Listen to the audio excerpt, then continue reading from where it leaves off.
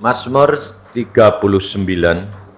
Daud ini adalah seorang raja dan hamba Tuhan yang sangat dikasihi. Dan maka dari itu kita belajar mengapa Daud sampai dipilih Tuhan dan sangat dikasihinya. Bahkan sampai Tuhan Yesus sendiri sebagai Allah yang mencipta, yang menjelma menjadi manusia, memakai nama Daud. Sebab Yesus selalu dipanggil anak Daud. Saudara kepengen enggak belajar seperti Daud? Sebab apa? Daud ini namanya sampai diingat di dalam dunia sampai ke surga. Nama Yesus disebut anak Daud. Maka dari itu saudara, kita belajar. Di dalam Alkitab ini banyak perkara yang kita harus belajarin supaya kita ini menyenangkan hatinya Tuhan dan tetap rendah hati. Di sini dikatakan untuk pemimpin biduan untuk Yedutun Mazmur Daud. Pikirku, aku hendak menjaga diri supaya jangan aku berdosa dengan lidahku. Aku hendak menahan mulutku dengan kekang selama orang fasik masih ada di depanku. Aku keluh, aku diam, aku membisu, aku jauh dari hal yang baik. Tetapi penderitaanku makin berat. Hatiku bergelojak dalam diriku, menyala seperti api ketika aku berkeluh kesah. Aku berbicara dengan lidahku, ya Tuhan, beritahukanlah kepadaku ajalku dan apa batas umurku, supaya aku mengetahui betapa fananya aku. Sungguh hanya beberapa telempap saja kau tentukan umurku. Bagimu hidupku seperti sesuatu yang hampa. Ya, setiap manusia hanyalah kesia-siaan. Sampai di sini. Saudara, kita kerap kali kalau membaca ayat-ayat ini, saudara, lalu perasaan kita kerap kali tertuduh. Karena apa? Seolah-olah ini orang yang frustrasi dan putus asa. Betul enggak? Ada masanya, saudara harus belajar, ada masanya di mana kita harus bertindak dengan penuh keperkasaan dan kesatriaan. Daud kalau dia perang, dia luar biasa, tidak mengenal kata takut. Tidak pernah dia mengatakan bahwa dia lemah. Tetapi mengapa di dalam ayat-ayat ini seolah-olah Daud itu orang yang tidak mempunyai daya apa-apa. Di sini kita harus tahu bahwa manusia ini harus tahu kedudukannya, saudara. Maka dari itu saya terus terang banyak diajar Tuhan perkara-perkara hari demi hari. Dan Tuhan memperingatkan, tadi pagi saya duduk diam di bawah kaki Tuhan, senangnya luar biasa. Karena apa? Bercakap-cakap dengan dia, damai sejahteranya luar biasa. Tidak ada yang ditakuti, tidak ada yang dikhawatirkan, enaknya luar biasa. Sampai saya berkata begini, Tuhan, lawang hidup di dalam dunia ini ya terjamin gini kok ya Tuhan. Duduk di bawah kakimu damai sejahtera ini. Kok orang enggak kepengen tuh piye toh Tuhan? Kepengen. Tuhan berkata, kamu tahu semua orang kepengen. Tapi enggak bisa. Saudara ya kepengen toh? Ya. Tapi enggak bisa. Kenapa? Karena segala sesuatu yang kita mau dapatkan yang indah, itu mesti dengan ketekunan, kesetiaan. Tanpa itu tidak bisa, saudara. Dan di situ Tuhan mengajar kepada saya begini. Banyak pemimpin-pemimpin, banyak hamba-hambaku yang menjadi pemimpin, menekuni persekutuan, jadi pendeta, jadi penginjil, jadi pengajar. Tetapi mereka sendiri tidak pernah mendapatkan apa-apa. Kenapa? Karena kerap kali kalau sudah sibuk, sepertinya kayak Vivit, Neneng, Didik, semuanya ini istrinya, sibuk menyiapkan, sibuk segala, kira-kira lebih untung mana daripada yang datang cuma dengar habis itu pulang? Hah? Kadang-kadang dia nyiapin, pikirannya masih di dalam alat-alat itu, malah firman tidak didengarkan. Kenapa? Pikirannya ruwet. Karena apa? Pelayanan. Saudara tahu? Makanya itu saya bilang, aduh Tuhan, kalau gitu kenapa ada banyak hambamu yang ketinggalan nanti? Itu soalnya karena apa? Karena mereka tidak tahu pada waktu di mana dia harus menjadi pendengar dan menjadi pelaku firman. Dan pada waktu yang mana dia harus bertindak satria, tapi bukan sebagai seorang yang lemah. Pada waktu dia berdiri, dia harus bertindak sebagai seorang yang perkasa, karena dia sedang berperang. Tapi pada saat yang lain, dia harus menjadi seorang seperti Daud, pendengar dan menerima dan melakukan firman. Saudara tahu? Mengapa banyak hamba-hamba Tuhan jatuh? Karena apa? Karena tidak tahu statusnya, tempatnya dia pada saat yang tepat berada di mana. Demikian juga saudara-saudara menjadi orang Kristen kerap kali cuma apa? Apalagi ibu-ibu ini. Kalau sedang frustrasi di rumah, kena maki orang suaminya, tidak cocok, kena marah. Terus saudara ibu-ibu ini lalu ngomongnya apa? Memang kok orang perempuan itu sudah tidak ada harganya. Ya, enggak? Hah? Ya enggak. Lalu merasa loyo. Padahal segala perkara itu kejadian, tidak ada yang kebetulan. Supaya mengingatkan kita, menyadarkan kita itu sebetulnya berada di mana. Saya yakin, kalau Anda tidak salah, tidak bakal ada perlakuan terhadap saudara begitu. Mungkin saudara bilang, aku tidak salah. Ya, tapi Allah ingin mengorek perasaan, kesombongan, ketinggian hati, dan merasa berhasil. Hal itu dibiarkan. Betul enggak? Tidak ada sesuatu kejadian yang kebetulan. Saya terus terang belajar banyak. Dan saya mendapat banyak karena apa? Karena saya ini sadar dan mengucap syukur sama Tuhan karena saya dibuat tidak tahu apa-apa. Jadi kalau saya mau membawa firman Tuhan itu cuma duduk diam, menyembah, mengucap syukur, Tuhan engkau itu memang baik kok ya. Dia ngomong sendiri, kamu nanti bawa firman loh. Ah iya, tapi tak mau kasih, iya aku tidak bawa. Dia ngomong sendiri, nanti bawa ini. Iya, tapi buat aku juga toh Tuhan, aku ya ajar dari kamu. Iya, baik gitu. Nah, untung saya kan double. Ini keuntungan saya. Dan saya lihat kalau ada kesaksian, kalau ada firman, itu saya tidak nilai, mosok firmannya kok gitu, tidak salah itu. Tidak, saya terima apa itu baik buat saya. Contohnya satu ini, lihat, om ini dia saksi. Tuhan, orang tua ini umurnya berapa? 70 lebih lah om ya. 76. Saudara tahu istrinya umur berapa? Berapa om? Lu ndak yang sekarang, jangan yang dulu om. Istrimu yang sekarang. Ya, berapa? 30. Saudara tahu? Dari kesaksian dia saya mendapatkan pelajaran yang luar biasa.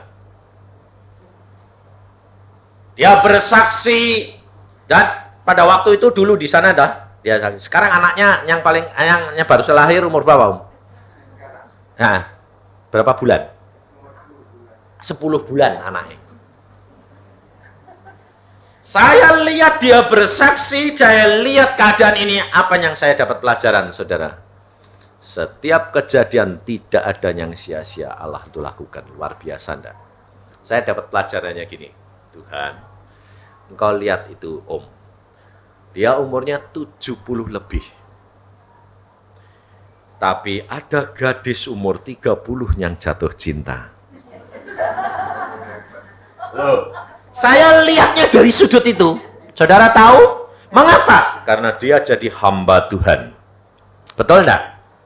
Dan gadis-gadis tidak melihat umurnya, tapi melihat pelayanannya. Dia diangkat oleh Tuhan sedemikian sehingga membuat orang kagum. Betul enggak? Saya lihat diri saya bilang, Tuhan, di sini aku melihat. Sebab saya tahu, sebetulnya istri saya itu umurnya pendek. Kalau engkau ambil, saya lihat Tuhan berbahaya. Saudara tahu? Saya dapat pelajaran banyak. Jadi kalau ada orang bersaksi, saya tidak nyala dia. Orang sudah tua, tidak tahu diri. Tidak. Saya tanya sama Tuhan, dia bersaksi, istrinya muda gini. Saya bukan menilai dia, tetapi saya menanyakan Tuhan, Tuhan, di mana rahasianya dan pelajaran untuk aku? Tuhan berkata, lihat, setua itu pun banyak gadis yang jatuh cinta. Lalu saya berkata, wah Tuhan, kalau istriku mati, bagaimana ini? Bingung. Lah, lalu saya bilang, Tuhan, kalau saya dapat baru, saya sibuk dengan yang baru, engkau bisa cemburu. Loh, betul enggak? Loh, Tuhan cemburu enggak? Kalau aku punya sekarang, dia menjadi pendoa. Dia di sana menjadi pendoa. Dia lebih senang di rumah, tidak mau ikut. Karena apa? Sebab saya setukang sembahyang. Dia di sini, di tempat Pak Samudi. Dia bilang sama istrinya Pak Samudi. Saya waktu di Mawar Saron cuma 2 hari di Surabaya, dia ikut. Kalau 2 hari, 3 hari dia ikut. Dia ikut ke Surabaya, saya bilang, kamu ikut enggak? Berapa hari? 2 hari. Mau ikut? Ikut. Nah, saya di kamar sembahyang, terus dia bingung. Aku kerja aku apa? Dia tidak tukang sembahyang. Saya bilang, karena kamu ikut, kamu bebas. Saya berdoa, kamu boleh pergi-pergi, shopping, mau apa, terserah. Dan dia bilang, oke, tapi kalau kamu di rumah harus berdoa. Karena kamu tahu suamimu sedang berjuang. Ya. Dan itu kesukaan dia, saudara. Maka dari itu dengan pengajaran begini, saya apa? Saya lapor sama Tuhan. Tuhan, engkau tidak mau cemburu toh? Nah, kalau tidak mau, tambahi dong umurnya. Nah, saudara tahu? Di situ saudara tahu, kita terbuka kepada Tuhan, berkomunikasi dengan Tuhan. Dan Tuhan itu mau. Karena apa? Karena motivasi kita ini terbuka dan kita terbuka kepada Allah. Allah menilai ketulusan hati, bukan kepentinganku, tapi kepentingan untuk pelayanan dan untuk kemuliaan Tuhan, bukan saya. Dan istri saya ditambah umurnya lagi. Siapa yang tidak senang? Saudara tahu? Dia senang, saya senang. Karena apa? Karena hidup dengan tenang, damai, dan sejahtera. Hidup dengan Yesus itu luar biasa, saudara. Itu yang pertama. Yang kedua, saudara perhatikan ini. Pak, siapa? Saya ini namanya enggak ingat-ingat Pak. Karena Anda orang Jepang sih asalnya. Jadi namanya juga susah. Ini Bapak ini dia mengalami sendiri itu, saudara. Kesembuhan dan satu mujizat yang dari Tuhan. Nah, kalau kita lihat begitu, sebetulnya apa yang kita baca tadi, betul enggak? Daud mengatakan, apatah manusia ini? Di dalam ayat yang ke-6, sungguh hanya beberapa telempap saja kau tentukan umurku. Bagimu hidupku seperti sesuatu yang hampa, Ya, setiap manusia hanyalah kesia-siaan. Hal ini mengingatkan kepada kita supaya kita itu sadar bahwa hidup di dalam dunia ini hanya sementara. Dan semuanya ini harus kita persembahkan untuk kemuliaan Dia. Kalau Dia sudah menetapkan umurmu dan umurku, sudah memberitahukan kepadamu dan kepadaku, kita bisa enggak menyerah total kepada Dia?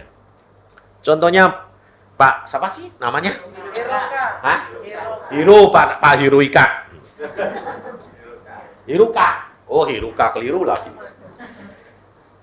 Bapak ini, dia kena kanker, dokter sudah memvonis. Maksimal 6 bulan. Lalu selama 6 bulan ini yang dicari apa? Ayo. Apa yang dicari? Dia mau pulang ke Jepang, masuk rumah sakit, ketakutan, tidak bakal keluar mati. Apa yang dicari? Mulai bertanya kepada Tuhan, betul enggak? Lalu cari Tuhan, karena apa? Karena umurnya cuma 6 bulan tinggalan. Ayo, jadi kalau saudara-saudara ini sebetulnya, kalau enggak dicepet sama Tuhan, enggak bisa nyerah toh. Lebih-lebih yang masih muda-muda ini rasanya, masih panjang kok enak. Maka dari itu saudara itu harus sadar, berapa sih umurku ini berapa? Tolong Tuhan kasih tahu. Supaya kamu dapat benar-benar hidup untuk menggunakan waktumu untuk Tuhan. Sebab kenyataan manusia ini kalau sudah umurnya pendek baru berkata gini, aduh kurang sebentar. Tapi anehnya kalau sudah tahu pendek, ada yang nangis terus. Lah lucu toh, malah takut mati, malah cepat mati nih. Kenapa? Karena ketakutan, energinya ini dipakai banyak, makan tidak suka, badannya tambah lemah, stres, jadi tambah game. Kalau divonisnya 6 bulan, jadi cuma 3 bulan. Kenapa? Karena ketakutan. Apa sebetulnya apa? Saya sebaliknya, malah kepengen pulang, diolor-olor sama Tuhan. Sudah pulang, Tuhan mengatakan, kembali. Waktumu belum tiba. Loh Tuhan, aku sudah kepengen, tugasmu belum selesai. Balik, ditambahi lagi. Sekarang saja saya cuma minta umur 60. Saya bilang, Tuhan, nanti umur 60 pulang ya. Istri saya bilang, ya nanti sudah tugas selesai, anak-anak sudah gede, semua sudah jadi. Pulang, Saya bilang, pulang, tapi janji lo ya, jangan tinggal aku. Dia bilang gitu. Aku ya gitu kok, jangan lama-lama mbok tinggal kue, nanti repot. Sebab hamba Tuhan saya keliling terus, yang jatuh cinta banyak. Susah, saya bilang. Karena apa? Karena nanti membuat Tuhan cemburu. Saya tidak mau kehilangan cinta Yesus. Saya hargai ayah saya, saudara. Ayah saya, ibu saya umur 67, meninggal. Ayah saya umur 68. Ayah saya sekarang 74. Kalau saudara ketemu ayah saya, waktu dia ke Surabaya sama adik saya, dia makan di Minggili. Ada orang bilang gini, dia bilang, Yusak, saya ke Surabaya, orang pada melotot. Itu Pak Yusak kok tua ya? Itu Pak Yusak kok tua ya? Persis saya yang persis dia. Kalau saudara ketemu ayah saya, suaranya pun tidak beda. Pasti engkau tidak akan tahu. Kalau apalagi kalau engkau cuma dengar suaranya lalu dari belakang, pasti kamu kira saya. Karena apa? Persis plek. Cuma dia lebih tinggi, 185. Beratnya 89. Gede dan gagah.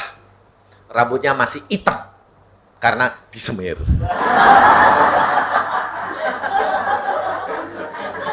Jadi kalau sama saya itu seperti kakak saya. Lah aku sudah putih. Dia hitam. Bayangin. Jadi kalau sama saya itu seperti kakak saya. Dan pada waktu ke Surabaya, di Surabaya seminggu dia. Sama adik saya dari Australia. Orang tidak tahu kalau itu dia. Sehingga waktu makan di restoran tuh, itu Pak Yusa ya, itu Pak Yusa. Sebab suaranya persis saya. Jadi orang dengar suaranya dulu toh. Lalu, Pak Yusa, kok tua? Wah, akhirnya ini penasaran orang ini dideketi. Om, kenal Yusa? Loh, Yusa itu anakku. Wah, pantesan. Jadi saudara tahu, dan dia tetap tidak mau menikah. Kenapa? Karena dia berkata, aku sekarang mendekatkan diri dengan Yesus. Dan dia doa terus. Dan sekarang dia peka luar biasa dengan Yesus. Dan dia berkata begini, betul Tuhan itu bicara banyak, mengajar banyak, dan hidup dengan dia damai sejahtera luar biasa. Tetapi saya lihat ayah gitu, lalu apakah anaknya gitu? Dah. Memang ayah saya terhadap pernikahan, dia berkata, aku tidak akan menikah, cukup satu kali. Karena kelemahan dia tidak di dalam seks. Dia memang tegar, lain sama saya, mata keranjang. Jadi saya sama bapak saya bilang, Bapak enggak kawin bisa, tapi kalau itu terjadi sama Yusa, repot. Saya bilang, kenapa? Kamu kok mata keranjang? Aku anakmu, tapi kamu mata duiten. Yusa tidak. Jadi dia depan tulang. Sama, saya bilang. Karena ayah saya lemahnya di duit. Maka dari itu, saudara, setiap manusia tidak ada yang kuat. Kalau dia kuat di dalam tahta, dia akan lemah di dalam keuangan. Tetapi kalau dia kuat di dalam keuangan, dia akan lemah di dalam seks. Sebab apa? 3 ta ini tidak bisa dilepaskan setiap orang. Maka dari itu kita harus menyadari kelemahan kita. Kita harus tahu umur kita itu berapa. Kita harus tahu bahwa hidup ini di hadapan Allah tidak ada artinya. Dan kita pakai kalau kita digunakan Allah, itu hanya karena anugerah. Bukan kebisaan kita. Seperti firman Tuhan dikatakan di dalam Keluaran Fatsal yang ke-9. Coba saudara perhatikan. Di dalam Keluaran Fatsal yang ke-9. Ayat yang ke-15 dan 16. Bukankah sudah lama aku dapat mengacungkan tanganku untuk membunuh engkau dan rakyatmu? Dengan penyakit sampar sehingga engkau terhapus dari atas bumi? Akan tetapi inilah sebabnya aku membiarkan engkau hidup, yakni supaya memperlihatkan kepadamu kekuatanku dan supaya namaku dimasyhurkan di seluruh bumi. Allah membiarkan Firaun tidak dibunuh, tidak dimusnahkan rakyatnya, karena Allah punya rencana untuk menunjukkan kekuatan dan kuasanya. Saudara dan saya dipakai Allah, dibiarkan saudara hidup, meskipun kita mencuri kemuliaan Dia, meskipun kita merasa bangga, meskipun kita merasa berhasil, meskipun kita merasa disanjung, bukan karena engkau, tapi karena Allah mau menunjukkan kekuatan dan kuasanya melalui engkau, supaya nama Allahmu dimuliakan. Tapi kerap kali engkau merasa berhasil, kerap kali engkau merasa bangga, kerap kali engkau merasa aku yang melakukan segala perkara itu. Hati-hati. Dan bahkan ini yang menjerat. Kerap kali engkau merasa Tuhan mengasihi aku lebih daripada yang lain. Hati-hati. Lalu engkau menjadi tinggi hati dan sombong, dan menganggap orang lain tidak ada harganya. Kita harus menyadari bahwa di hadapan Allah kita itu tidak ada artinya. Kalau Allah tidak mau mengangkat kita tinggi-tinggi, kita tidak akan dapat berhasil. Apalagi ibu-ibu kalau sudah pekerjaannya berhasil, Coba, suami-suami akan merasa minder. Pasti. Kenapa? Sebab ibu-ibu kerap kali lalu mulai berani sama suaminya. Meskipun tidak terang-terangan, tapi dalam hati bilang apa? Coba kalau tidak aku. Anak-anak mati kelaparan. Loh, kamu dulu tuh milih suami itu, kamu seneng panda. Ingat, bahwa engkau kerap kali tidak menyadari. Kamu memilih suami kepengen menjadi penunjang, betul enggak? Engkau bersandar kepada dia. Tetapi kalau ternyata yang kamu sadari ini malah jadi bebanmu, kira-kira kamu bilang apa? Ngerti ya, gini, enggak kawin sama kamu. Loh, betul enggak? Saya tadi pagi-pagi barusan bersihin, lihat pohon mangganya Samhudi yang dulu pernah berbuah lebat, sekarang enggak berbuah. Kenapa? Sampai saya pada waktu di belakang saya bilang, Tuhan, pohon ini pernah engkau berkati sampai buahnya 250, sekarang kok tidak berbuah, mengapa Tuhan?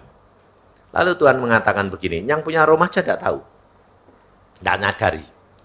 Tuhan berkata, lihat itu, batang pohon itu. Kenapa? Loh, kok melupa semua ya Tuhan? Sebab dimakan rayap. Loh, kenapa? Sebab disanggah, mau roboh disanggah sama kayu. Kayu yang menyanggah menjadi penyakit buat dia dan akhirnya menggerogoti hidupnya. Lalu saya bilang, itu gara-gara kamu sanggah pakai kayu segala rayapnya naik. Lalu Tuhan ngomong, kamu nanti kan bawa firman itu toh. Nah, ini wanita juga begitu. Cari suami mau menyanggah hidupnya, taunya suaminya ngerogoti dia. Tidak berbuah, saudara tahu? Kalau engkau bersandar kepada manusia, kau akan kecewa. Kalau engkau bersandar kepada dirimu sendiri, kau juga akan kecewa. Ingat, suami yang kau harapkan tidak menyenangkan hatimu. Tapi jangan jatuh ke dalam engkau menyandar kepada kekuatanmu dan dirimu, engkau pun akan jatuh. Karena firman Tuhan di dalam Yeremia 17 dikatakan, terkutuklah orang yang berharap kepada manusia. Manusia yang menyandarkan dirinya berdasarkan kekuatannya. Di dalam Yeremia 17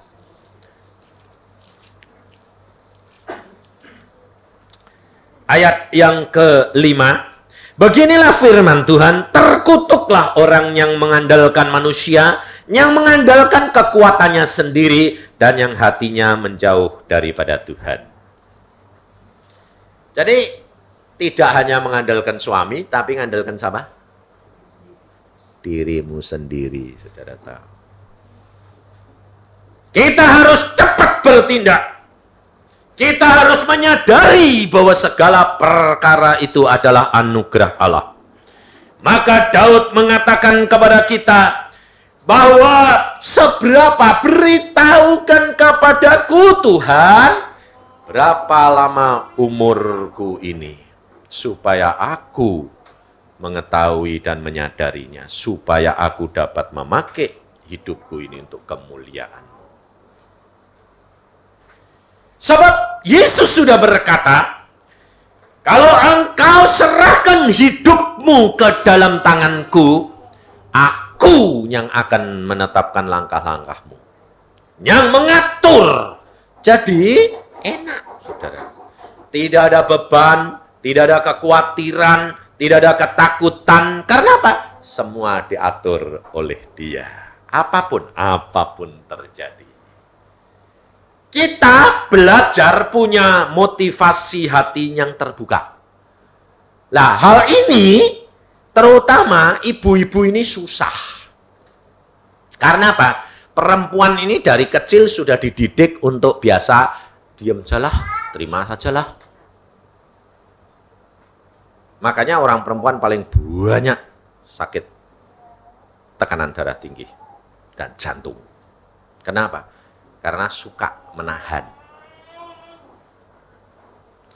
Maka dari itu ini kebiasaan. Jadi kalau sembahyang itu ucapkan, omongkan. Makanya ibu-ibu ini harus punya jam doa sendiri, jangan sama suami. Bersama suami berdoa kalau bisa, sama anak-anak, setelah itu harus punya jam doa sendiri. Untuk apa? Mengeluarkan isi hatimu secara terbuka. Ngomong.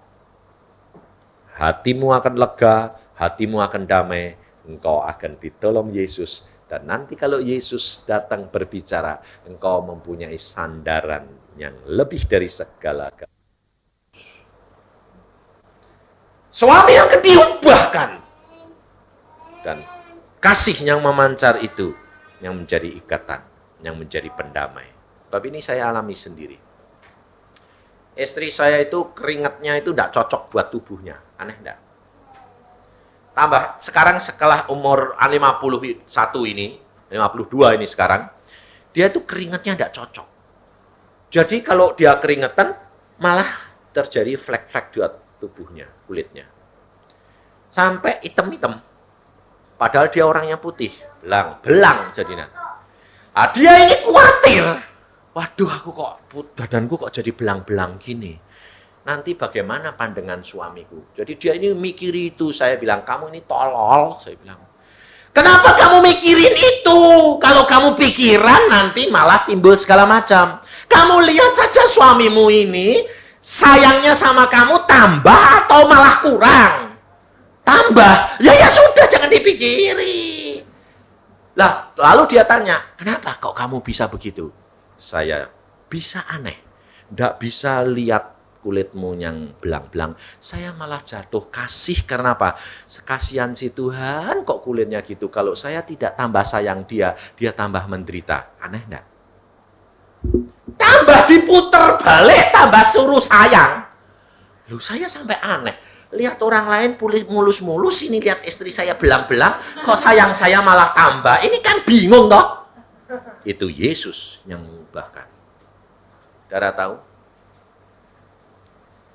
Sehingga kami ini merasakan tambah tua, tambah cintanya bertambah. Banyak orang terjadi, malah musibah terjadi dalam hidup istrinya, suaminya malah lari. Benar enggak? Tapi anak Tuhan, setiap kejadian, kutuk akan diubah oleh Allah menjadi berkat. Karena Kristus mengubahkan segala perkara. Maka dari itu saudara, kehidupan kekristenan harus kita sadari. Bangsa Israel dipilih Tuhan, dianiaya oleh Firaun. Firaun tidak dimatikan oleh Allah karena Allah mau menunjukkan kekuasaan dan kekuatannya, melepaskan Israel. Musa diutus, dipilih Tuhan. Hati-hati pemimpin-pemimpin persekutuan. Musa dipilih untuk menunjukkan kekuasaan Allah. Tetapi Musa tidak masuk tanah Kanaan. Karena apa? Karena dia mengutuki, marah kepada umat Allah. Karena Musa tidak sadar bahwa dia hanya dipakai oleh Allah menjadi alat, mencuri kekudusan Allah. Allah sendiri berkata, engkau tidak memuliakan kekudusanku di depan bangsa itu. Sehingga engkau tidak akan masuk dalam tanah Kanaan. Makanya saya sebelum jadi hamba Tuhan, saya berkata, Tuhan, aku tidak mau menjadi calo surga. Aku tidak mau seperti Musa. Aku tidak mau engkau pilih, tapi aku tidak masuk tanah Kanaan. Maka Tuhan kasih nama saya Yusa. Untung tidak dikasih nama saya Musa. Tuhan berkata, Yusa namamu. Untungnya apa? Yusa masuk tanah Kanaan. Amin, saya bilang. Jadi, maka dari itu saudara harus sadar bahwa Allah memilih Firaun untuk menunjukkan kuasanya. Firaun masuk neraka, padahal dipilih Allah. Musa dipilih menjadi pemimpin, tidak masuk Kanaan. Kenapa? Karena dia tidak menyadari hanya alat daripada Allah. Bangsa Israel yang dilepaskan karena dia bangsa pilihan. Yang masuk tanah Kanaan hanya Yusa sama Kaleb. Yang lain dibunuh di padang belantara oleh Allah. Kenapa? Karena firman Tuhan berkata di dalam Bilangan, di dalam kitab Bilangan, ayat Fatsal yang ke-14, ayat yang ke-20 sampai 23, ayat 24. Bilangan Fatsal 14, ayat 20. Berfirmanlah Tuhan, aku mengampuninya sesuai dengan permintaanmu. Lihat, Musa selalu ini berdoa untuk bangsa Israel selalu dikabulkan. Saudara tahu? Pemimpin persekutuan kalau berdoa untuk saudara selalu dikabulkan. Betul enggak? Tapi Musa berdoa untuk dirinya sendiri, minta masuk Kanaan, minta ampun. Dikabulkan enggak? Tidak. Maka dari itu pemimpin persekutuan harus hati-hati. Neneng dan Vivit, kalau engkau berdoa untuk orang lain diterima Tuhan. Tapi kalau engkau berdoa dirimu sendiri belum tentu kamu diterima. Hati-hati gue. Jadi kebalikan, saudara harus berdoa untuk mereka. Jangan saudara kira bahwa dia pemimpin yang mendoakan aku didengar, yang mendoakan aku sembuh. Lalu saudara berkata, oh enggak perlu didoain. Dia akan yang berdoa. Dengar di doanya, didengar Tuhan. Musa berdoa untuk bangsanya. Allah berkata, aku dengar permintaanmu. Tetapi Musa minta untuk dirinya sendiri. Tidak didengar Allah. Musa berkata, Allah berkata, jangan berdoa lagi. Aku sudah menetapkan engkau tidak boleh masuk tanah Kanaan. Musa tidak berani berdoa lagi, saudara tahu. Harusnya bangsa Israel yang mendoakan Musa. Pasti Allah dengar, betul enggak? Maka dari itu, saudara, engkau harus berdoa untuk pemimpin-pemimpin persekutuan dan hamba-hamba Tuhan. Karena ini mengingatkan, ini yang saya menyebabkan saya tuh selalu takut di bawah kaki Tuhan. Makanya saya selalu berdoa khusus di bawah kaki Tuhan, berkata, Tuhan, aku tidak mau menjadi calon surga. Aku mau dapat jaminanmu. Kalau engkau tidak jamin aku tidak mau menjadi hambamu. Lebih baik jadi orang biasa masuk surga daripada jadi hamba Tuhan tidak masuk. Ngapain ngajar orang lain? Doanya didengar. Sembahyang buat dirinya sendiri tidak didengar. Bayangin. Maka dari itu, saudara, kita harus belajar benar-benar firman Tuhan ini. Supaya kita menjadi berkat. Firman Tuhan berkata, aku mengampuninya sesuai dengan permintaanmu. Hanya demi aku yang hidup dan kemuliaan Tuhan memenuhi seluruh bumi.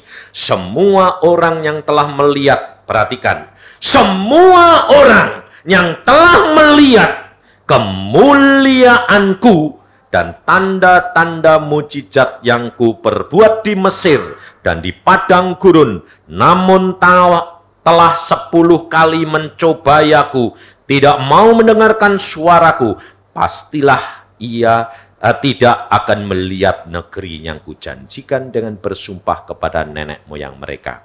Semua yang menista aku ini tidak akan melihat, tetapi hambaku Kaleb, karena lain jiwa yang ada padanya, dan ia mengikut aku dengan sepenuhnya, akan kubawa masuk ke negeri yang telah dimasukinya, dan keturunannya akan memilikinya.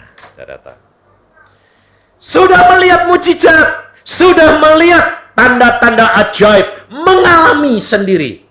Belum jaminan masuk tanah Kanaan. Hati-hati. Makanya Pak, siapa? Lupa lagi. Luka sudah melihat mujizat. Kalau engkau menggerutu, engkau tidak percaya, hati-hati. Kita manusia sudah dipilih oleh Allah menjadi anak-anaknya, diberikan mujizat, diberikan pekerjaan yang berhasil. Tapi sadar bahwa kalau engkau sekarang berhasil menjadi kaya, berhasil diangkat Tuhan, bukan karena engkau, tapi karena anugerah. Cari Dia, jangan sampai terlambat. Karena Yesus Allah berkata, telah 10 kali mereka menista Allah dengan menggerutu. Kerap kali kita sudah diberkati tapi tidak merasa bahwa itu adalah anugerah, tapi merasa mencuri kemuliaan Tuhan, merasa aku berhasil. Hati-hati. Di sini jelas dikatakan, jangan sampai engkau jatuh, tetapi engkau harus mengikut Tuhan dengan jiwa yang lain. Artinya, kita punya jiwa ini benar-benar untuk Tuhan. Makanya saya ajarkan kepada saudara, karena saya diajari Tuhan, setiap hari bicara sama jiwamu. Omongi sendiri, jangan takut dicap orang gila. Sebabnya harus ngomong. Hai jiwaku, mengapa kamu gundah gulana, engkau gelisah? Allahmu tahu, suamimu itu baik, anakmu itu baik, tidak apa-apa. Memang dia jahat, dia marah-marah karena kamu yang belum beres. Jangan dia Tuhan laporin, salah. Jiwamu nanti menjadi pemberontak, jiwamu menjadi penentang. Tetapi beri jiwamu ini penurutan, kesadaran untuk tahu bahwa semuanya adalah anugerah Allah. Bahwa segala perkara dibiarkan Allah karena Allah tahu dan Allah punya rencana. Kalau suamimu tidak dapat menjadi berkat, engkau perempuan-perempuan sebagai penolong menjadi saluran berkat. Allah itu luar biasa. Tidak ada keluarga yang tidak jadi berkat. Sebab Yesus sudah berkata, 1 orang diselamatkan, seluruh isi keluarga diselamatkan. Suami tidak bisa menjadi berkat, istri tidak bisa menjadi berkat, anak dapat menjadi berkat. Makanya saya selalu senang kalau ngajar anak-anak kecil, anak-anak muda. Saya berkata, berlomba. Jangan kamu kalah sama ayah ibumu. Karena apa? Belum tentu ayah ibumu menjadi berkat. Tapi kamu dapat menjadi berkat, sebab ini pengalaman keluarga kami. Saya didik adik-adik saya selalu katakan, kalau kamu mau menjadi berkat, cintai Yesus, belajar tiap pagi bangun, berdoa, baca Alkitab, engkau akan diberkati. Kita berlomba, keluarga kita semua diberkati luar biasa. Makanya anak saya kalau ngomong bagaimana? Papa dicinta Tuhan, Papa ngajar kamu dicinta Tuhan, kita berlomba. Siapa yang menyenangkan hatinya Tuhan? Semuanya yang menjadi berkat. Berlomba menjadi berkat, bukan berlomba diberkati. Lain toh? Berlomba menjadi berkat, bukan berlomba minta salah. Tapi sekarang ini ibu-ibu kalau sembahyang mintanya apa? Berkat toh? Iya. Tapi berlomba menjadi berkat, menyenangkan hati Yesus, kau akan jadi berkat. Kasihmu akan mengalir dan berkatmu akan dinikmati semuanya. Saya kalah sama adik saya, terus terang saya kalah. Dia lebih tekun, lebih suci. Dan akhirnya berkat dia melimpah luar biasa. Ayah saya sekarang ikut adik saya. Saudara-saudaranya ditolong semuanya melalui berkat adik saya. Aneh enggak? Ratusan juta. Kenapa? Karena dia menjadi saluran berkat. Pakai saja, pakai saja, pakai saja. Bayangin. Allah memberkati, Allah memakai untuk kemuliaan dia. Saudara tahu? Maka dari itu, hiduplah belajar dari firman. Belajar dari Daud mengatakan, bagaimana aku dapat menjadi kemuliaan bagi nama. Di dalam Mazmur ini dikatakan, aku hendak menjaga diri, supaya jangan aku berdosa dengan lidahku, aku hendak menahan mulutku dengan kekang, selama orang fasik masih ada di depanku. Mungkin suamimu yang menjadi orang fasik, mungkin tetanggamu, mungkin pembantumu, mungkin orang tuamu, mungkin mertuamu. Banyak. Tapi perhatikan. Aku keluh, aku diam. Oh, ngerti? Belajar seperti ini yang dikatakan. Aku keluh, aku diam. Jangan belajar membantah. Aku membisu, aku jauh dari hal yang baik. Tetapi penderitaanku makin berat. Jangan khawatir. Ada masanya engkau seperti malah ketekan. Allah tahu dan mengukur. Sudah sampai batas waktunya, engkau diangkat tinggi-tinggi. Karena pada waktu engkau sudah ada kuat, Allah di situ menunjukkan kemampuannya. Aku bela anakku, angkat dia tinggi-tinggi. Menjadi motor, menjadi berkat, menjadi kemuliaan. Bayangin saudara. Hatiku bergelojak, dalam diriku menyala seperti api ketika aku berkeluh kesah. Aku berbicara dengan lidahku. Jadi omong sama Tuhan. Katakan, ya Tuhan, beritahukanlah kepada aku ajalku, apa batas umurku, supaya aku mengetahui betapa fananya aku. Ini loh saudara, kehidupan kekristenan kalau engkau berani tahu kedudukanmu, kau akan dipimpin oleh Allah luar biasa. Seorang ibu yang sudah menyerah di dalam keadaan yang kejepit luar biasa. Total, dia bilang, Pak Yusa sudah tidak punya. Percaya, hadapi, yakin Allahmu sanggup menolong kau. Bagaimana caranya? Tidak tahu. Ucapkan syukur, hadapi. Jangan takut. Kalau harus masuk penjara, jalani. Sampai gitu Pak. Ya. Bukankah Allah sanggup menolong? Allah sudah mengukur. Dia cakap menolong. Allah bebaskan dia melalui orang yang dia sendiri tidak tahu. Luar biasa. Sehingga utang-utang dia dibebaskan dan dia ditolong. Sampai dia bilang, enggak masuk akal ya Pak. Ratusan juta kok. Tapi kok bisa lepas ya saya. Karena Allah sanggup lakukan segala perkara. Bagaimana caranya? Allah yang tahu. Tetapi yang penting, tutup mulut. Tetapi pada waktu engkau berdoa, ucapkan dan katakan kepada dia. Menjadi menyenangkan hati Tuhan. Allah biarkan bertindak untuk menolong engkau. Amin.